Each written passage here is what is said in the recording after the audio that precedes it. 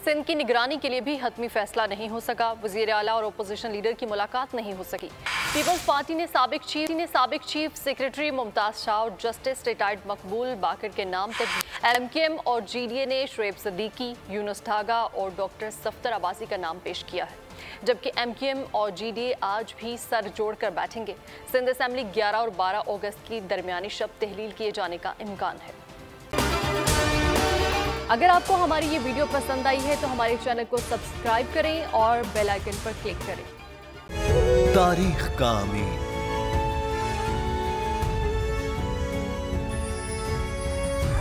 आजादी की अलामत,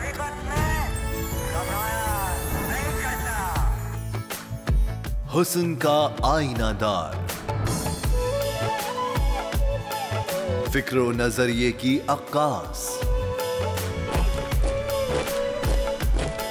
सरफराजी का गवाह, यानी हम सबका निगहबान पाकिस्तान।